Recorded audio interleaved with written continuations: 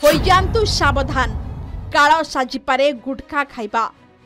वर्तमान समय रे अधिकांश लोक माने सिगारेट गुटखा आदि सेवन करुछंती, किंतु यह सेवन करिबा द्वारा शरीर उपरे केते जे खराब प्रभाव पड़ी थाए ताहा आपण माने कल्पना भी सुद्धा भाबी नथिबे।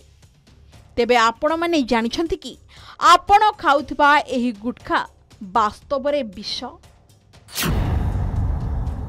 बारंबार नकली गुटखा कारखाना ठाब करा जाउछि एवं एने सचेतन भी करा जाउछि। अनेक समय रे गुटखा तैयारी मेसिन, केमिकल, चून, नकली गुटखा पैकेट जबत करुछि पुलिस, जार पुणी एक मामला एबे सामना को आसीछि।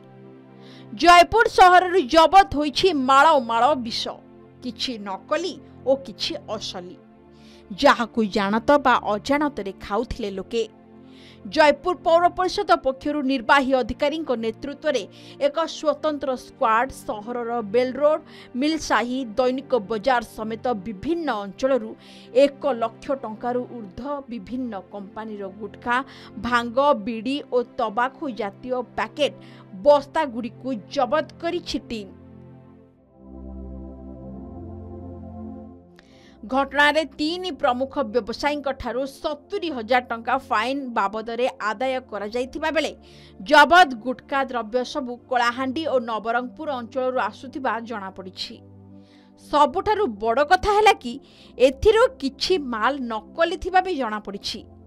एहा सह 85% पैकेट गुड़िकरे वार्निंग लेबल नथिबा जणा पड़िछि, जहा फଳରେ उक्त दुकान गुड़िकु सील करा जाइछि। जबत नकली गुटखा मध्यरे नकली द्रव्य मिसिथिबा संदेह रे से सबुको स्वास्थ्य विभाग सहयोग रे मान निर्धारण पाई तथा परीक्षा पाई भुवनेश्वर लैबोरेटरी को पठाजिबो बोली कहिसंती जयपुर पौर निर्वाही अधिकारी सिद्धार्थ पटनायक। सेपटे स्टॉक रखिथिबा व्यवसायी कहिसंती जे कलाहांडी और बाहर जिल्लारू सबु गुटखा आसुथिबा बेले पुलिस सबु माल जबत करिछि, किंतु नकली गुटखा नहीं से जानि नथिबा कहिसंती। देखंतु क्वांटिटी केते जबत अछि वर्तमान कहबा तो कष्ट अछि, काहे माने बहुत मात्रा रे जबत हेछि।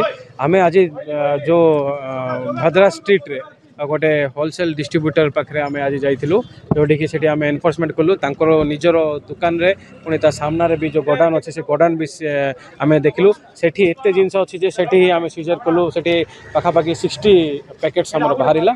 आउ एठी आपण देखंतु वर्तमान आमर जो जगतजननी ट्रेडर्स जोड़ा अच्छी संगीत होटल पाखरे तार पुणी तांको घरे भी गोटे गोडाउन करछंती, सेठी भी आम सीजर करछु। सब किछि जति आम सीज करछु सब टाउन हॉल रे जो आमर रूम रखा छै रखाउछि, प्रॉपर डॉक्यूमेंट सहित सब रखाइछि।